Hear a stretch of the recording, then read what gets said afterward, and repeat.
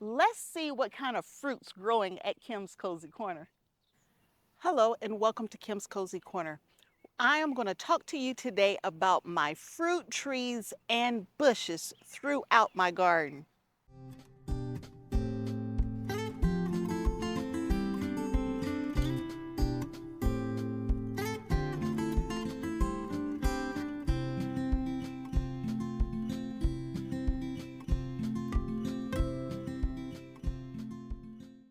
Lately, one of the most requested videos that I have been asked for is more information about my fruit trees and bushes. So I've been harvesting strawberries and walking past my peach trees, and people have been asking me, tell me more about those fruit trees. And so this video is 100% about the different types of fruit that I'm growing on my corner at Kim's Kozy Corner.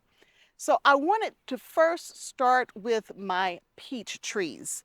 These are, and I have 3 peach trees, and they're called Reliance peach trees. They're Reliance.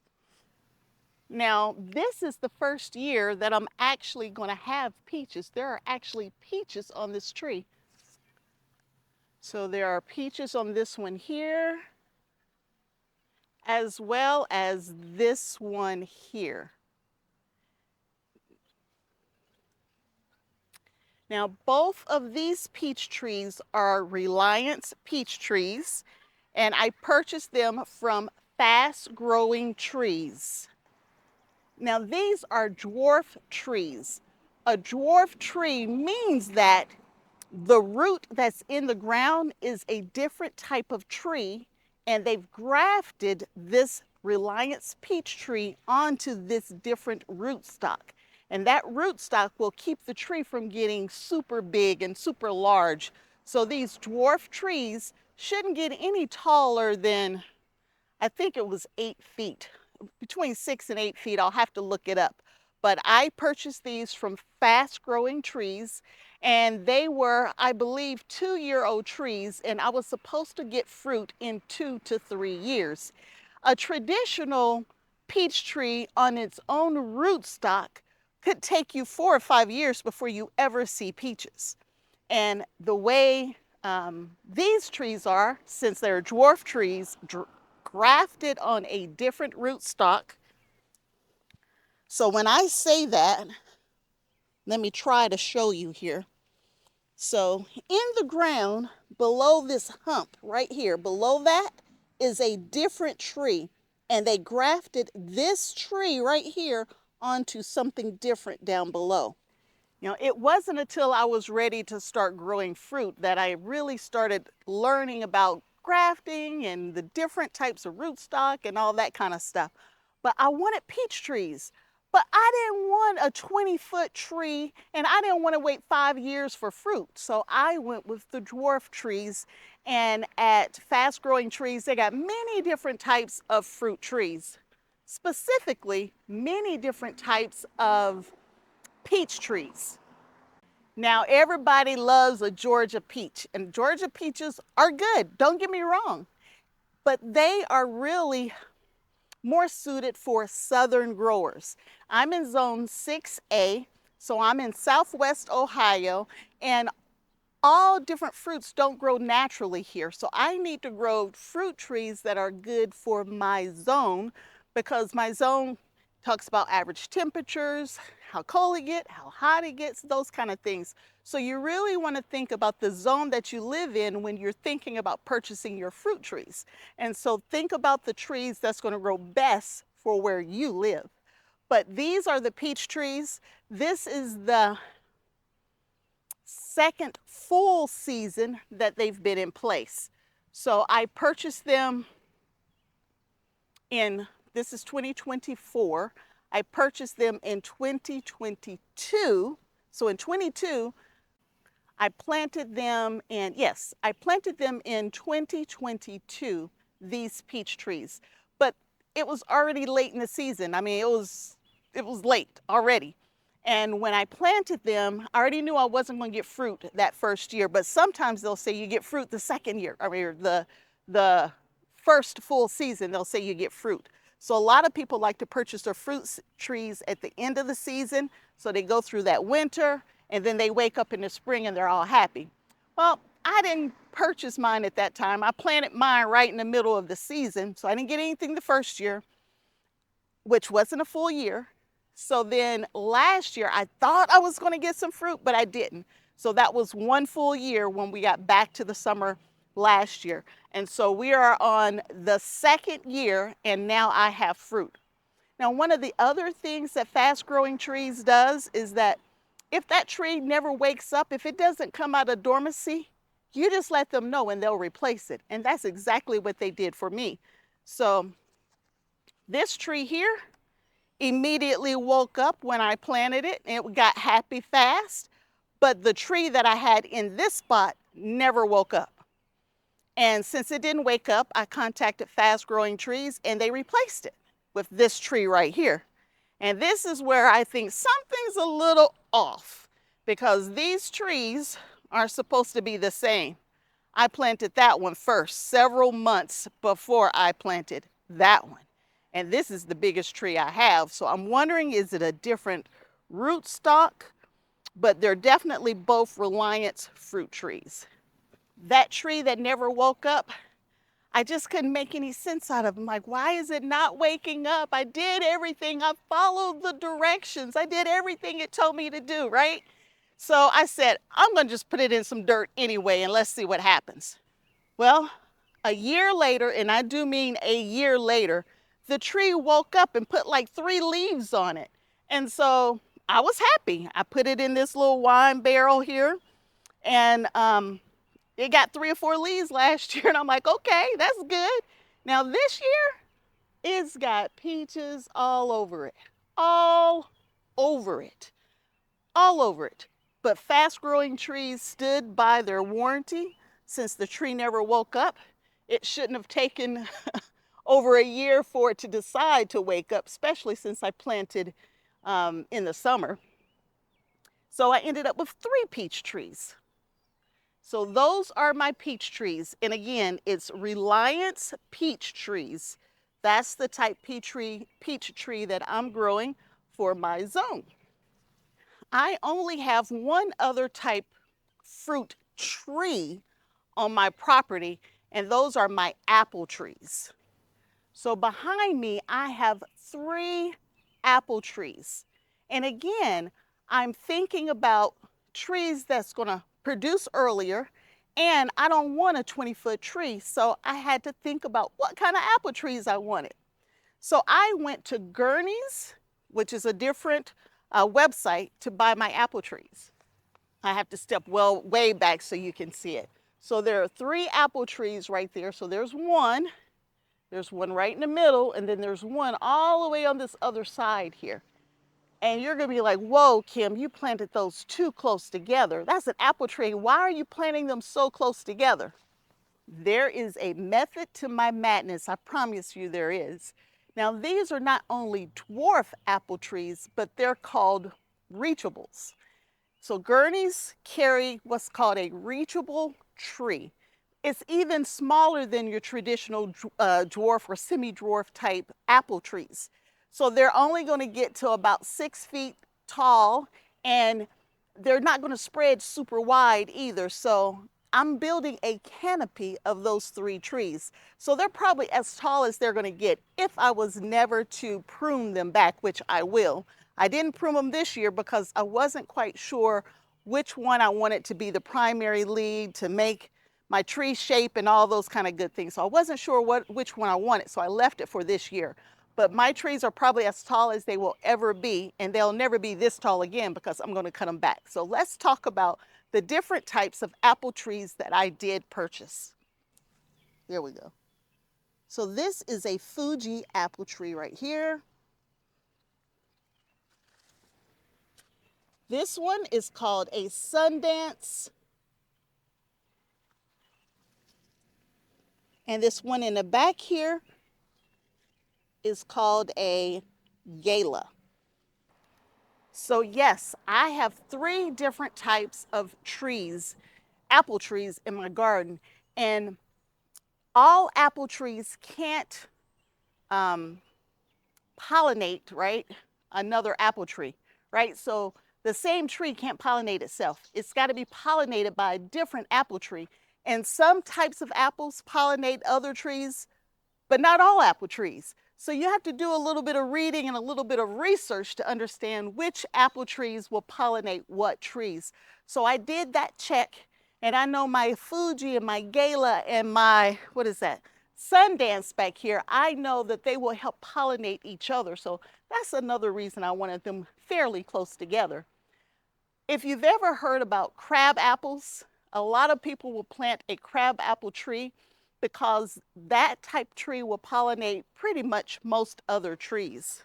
So that's one thing to keep in mind, that there's certain trees that will pollinate other trees. And so the bee is going to go from bloom to bloom, right? And when it goes from one tree, it's going to carry the pollen from that tree to the other tree. And that's how you get your apples. And so that's something else you want to keep in mind when you're thinking about what kind of apples you want to grow.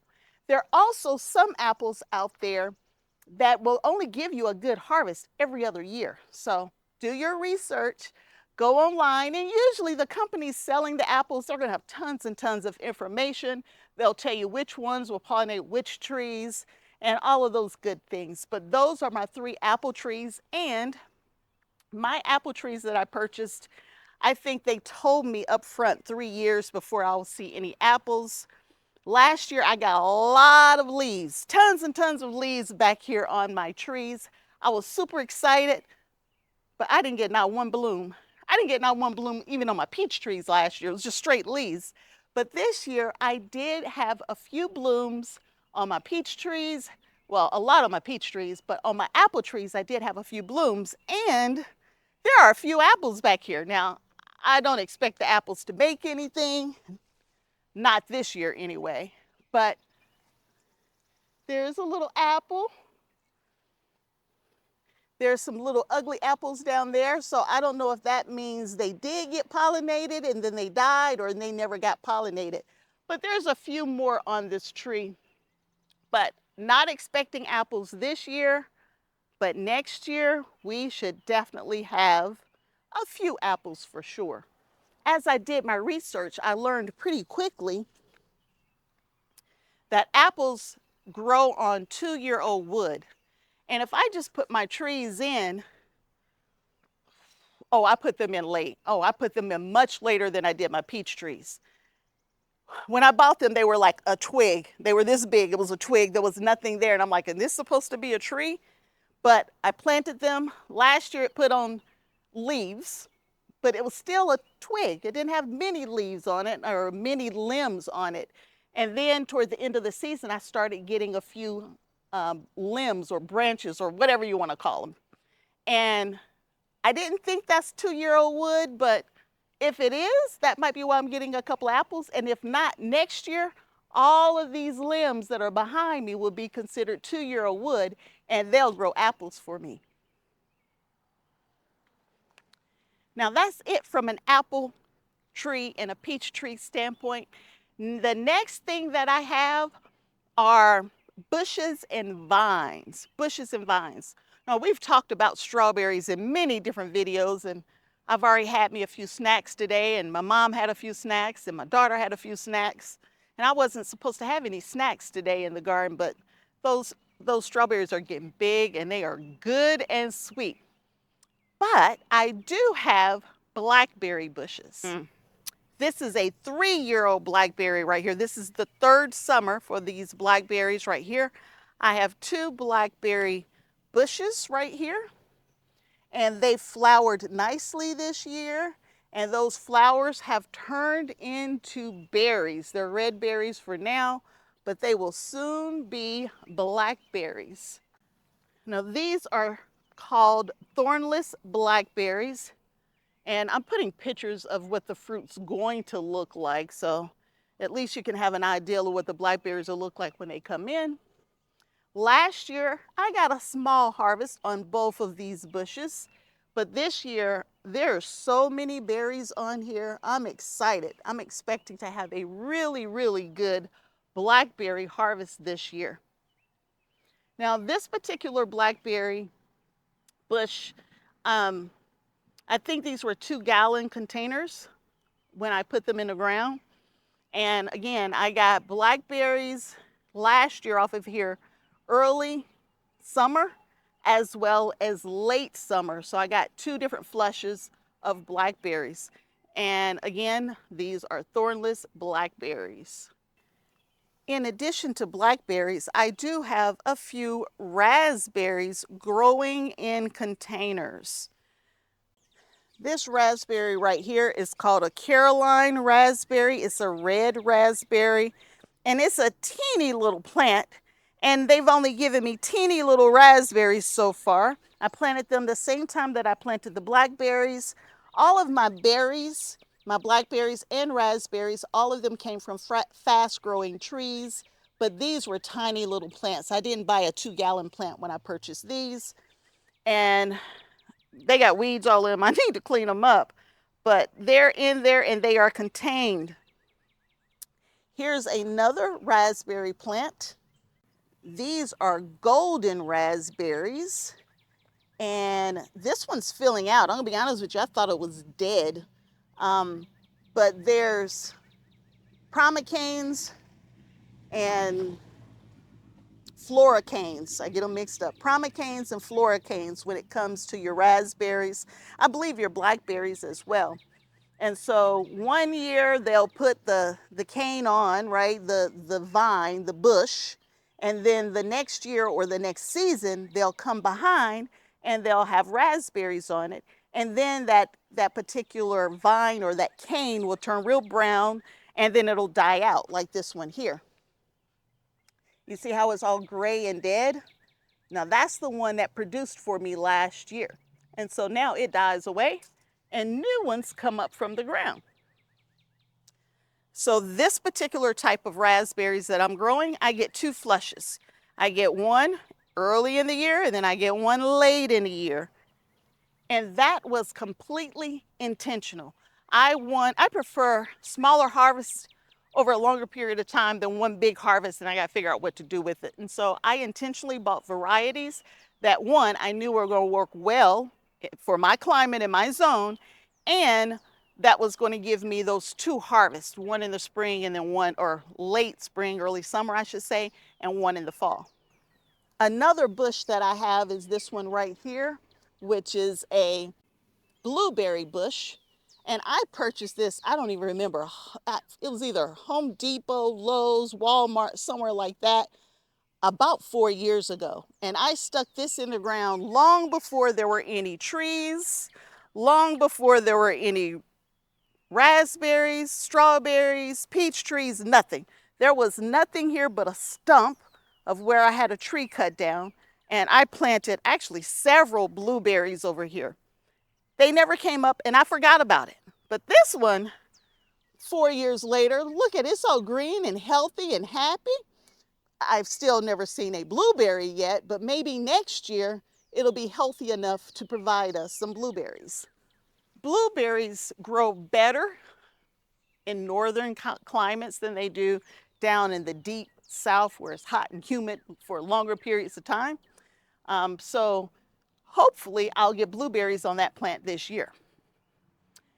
Now, when I said my blueberry plants did nothing, so guess what? They were having a sale. So guess what I did? I bought some more blueberry plants and it died. It did nothing. So I stuck, where is it?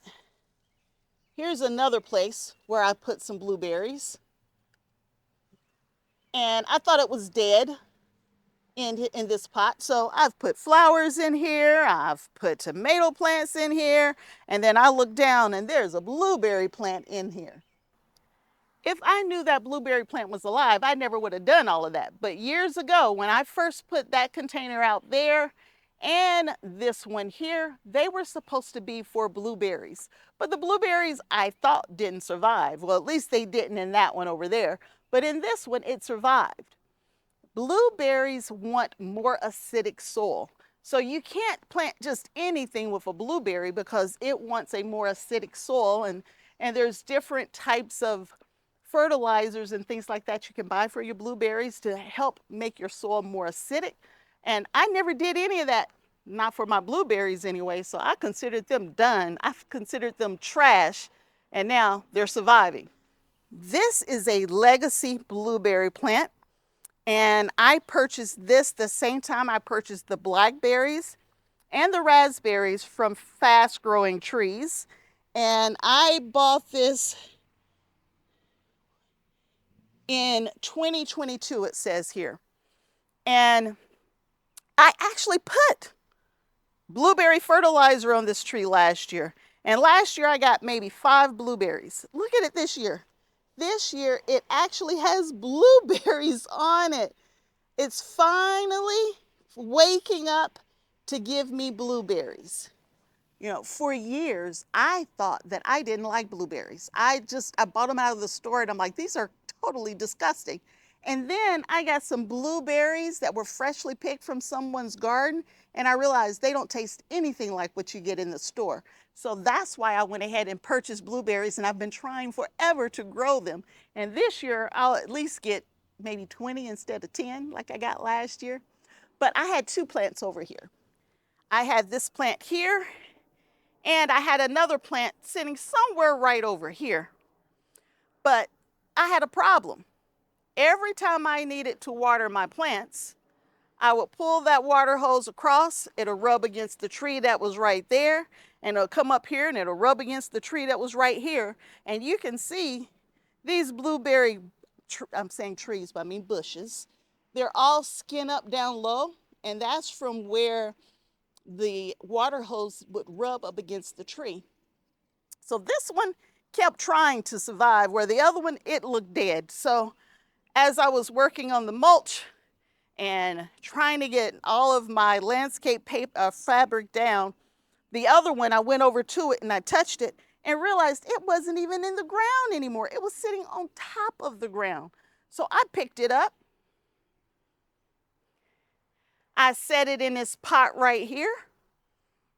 And I said, I'll worry about it later. And I was going to go ahead and toss it and throw it away. I just stopped paying any attention. And again, it was sitting on top of the dirt in this pot. It wasn't under the soil. It was sitting on top. I looked up and this thing had green leaves, y'all. It just wanted a home. It wanted somebody to love it. And this is also legacy, I believe. Yes, it is. It just wanted some love and attention. So I went ahead and I put it all the way in the pot. I gave it some happy frog, and it's trying to come back. So I'm hoping we can bring this particular blueberry bush out of triage and out of the intensive care room and bring it back to life. So that's our goal for this one.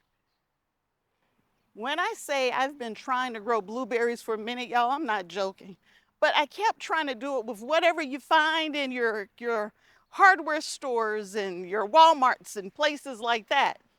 And so I have one more that I planted last year, and I put it in this galvanized tub.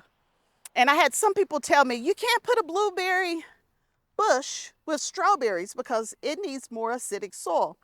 So I put the blueberry fertilizer on this particular blueberry bush that's in the back here. And again, I bought it from Walmart. I think I paid $1.50 for it. And it survived. It's coming back this year. Now, I'm not expecting to get any blueberries on it this year because it was just a baby when I planted it. But it looks like it's happy, and that more acidic fertilizer didn't mess with the strawberries. So I was told they can't be companion plants, but they're doing okay. At least it looks like it to me. Now, that's it from a blueberry standpoint, but I do have a few other fruit vines and bushes on my property. And so when I got all of those fruit trees and bushes and everything from fast growing trees, my mother's like, where in the world are you gonna put all these bushes? I said, I'll find a place. And I did. So beside my house right here, I had 2 raspberry bushes, but there's what's left of this one. Now it gets really dry in this area, but that's another Caroline right there, and a heritage, or I think they're both heritage. And there's nothing left. It's just dead sticks in the ground. But I figured I'd leave it there just in case it comes back like this one did, because there was nothing there when this season started. And now I have raspberries and they're green and they're healthy. So we'll see what happens. But those are both heritage. And over here, I have 3 more blackberries. These are thornless blackberries right here. And I believe this is a different kind of blackberry. I'm going to have to go back and double check my notes because I don't remember what kind this is. Now, they're definitely thornless because that's the only kind of blackberries I bought because I hate thorns. I don't like sticky bushes, but there's 3 more blackberry plants over here, or blackberry bushes. Now, I know that's not enough blackberries to do anything major from a canning standpoint, but it doesn't hurt to have some fresh eating to keep me out of the grocery store from buying blackberries and other fruits that don't taste too good. Now, on this back side, there's a whole bunch of blackberries back here. And they're berries. I mean, like the blooms have already died away, and there are berries on this bush. And these blooms were pink versus white. That's why I think it was a different type of blackberry. Now, I was already growing a year's supply of vegetables in my garden, and it was keeping me out of the grocery store, which is what we wanted, right? We don't want to have to go to the grocery store and buy all these things. But I didn't think it was possible to have that same setup from my fruit standpoint in my garden. But if I can supplement just enough, just a little bit, to keep me out of the store, and then I can just buy everything in bulk when I'm ready to can, like applesauce and those type things, I still think that's a win since I'm growing everything I have organically. And I know if it's not organic, I know what's been put on it because I'm the one that put it on it. So outside of what I've already showed you, and I've already talked about strawberries, and in some of the areas where I was going past, there were strawberries there. There's a strawberry GreenStalk. There's another strawberry GreenStalk over here that I've been snacking on today. I got strawberries and fire rings down here that need to be picked tomorrow. I'm not picking today, I'm picking tomorrow. And then behind it, I have grapes. I have grapes growing behind it here. And the grapes, there are little bitty grapes on there now. There's some grapes. So that is another fruit that I have on the property. This is the second year of actually growing grapes and not just vines. The grapes, I think they were on €2 stock, or when I purchased it from the store. But again, it was just from the hardware store or Rural King or somewhere like that, or Tractor Supply. And I think they were €2 plants though. And I put them in the ground and they looked like a stick. They had just very little green alive on them. And I had them in pots at first.